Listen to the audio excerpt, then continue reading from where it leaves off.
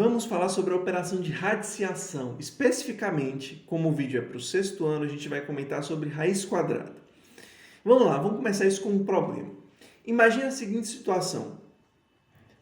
Você ou algum parente ou algum conhecido acabou adquirindo um lote na cidade, certo?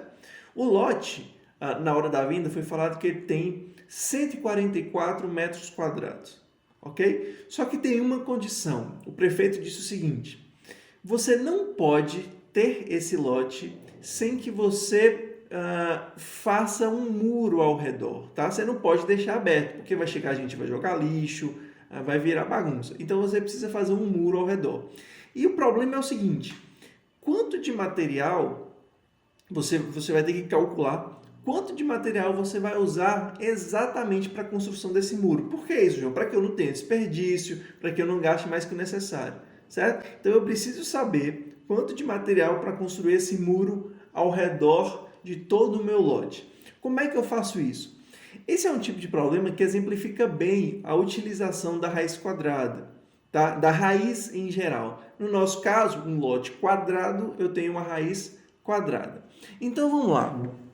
João, o que é a raiz quadrada? Raiz quadrada do número x, ou seja, um número qualquer, né? Desde que esse valor aqui seja positivo, certo? Ele não pode ser um valor negativo.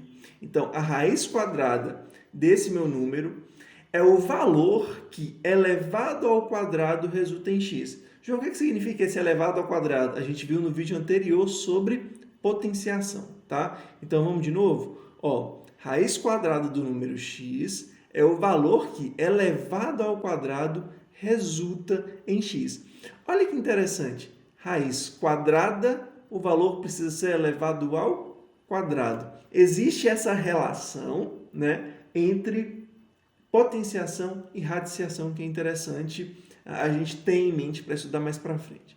Tá bom? João, como eu resolvo isso então? Me explica. Primeiro, como é que a gente escreve raiz quadrada?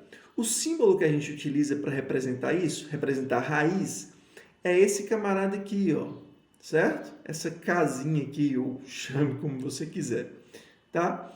Raiz quadrada, porque o índice dessa raiz, o valor que acompanha essa raiz, é o 2. Especificamente, quando eu tenho raiz quadrada, eu não preciso colocar esse 2 aqui, tá bom? Então, se você vê só o símbolo sem nenhum valor, quer dizer que é uma raiz quadrada. Eu posso pôr, posso não pôr. Mas como é que eu resolvo de acordo com isso que você falou? João, vamos lá. A raiz quadrada de 9 é 3. Por quê? Porque 3 elevado ao quadrado é 9. A raiz quadrada de 16 é 4. Por quê, João? Porque 4 ao quadrado é 16. Olha que interessante. A raiz quadrada de 1 é 1, porque 1 ao quadrado é o próprio 1. Certo? Então, a gente resolve raiz quadrada utilizando o conceito de potenciação. O valor elevado ao quadrado tem que dar o carinho que eu estou querendo. Agora, me explica essa estrutura aqui, João. O que cada um desses caras significa? Vamos lá. Esse símbolo é chamado de radical. O valor que dá o nome para a raiz, né, que você vai calcular, é o índice, que no nosso caso vai ser o 2, ou se não tiver nada, não tem problema.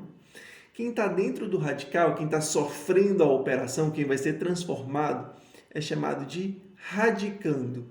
E o resultado é a nossa raiz, certo? Então, essa aqui foi a aula para explicar sobre radiciação, a ideia, e especificamente sobre raiz quadrada.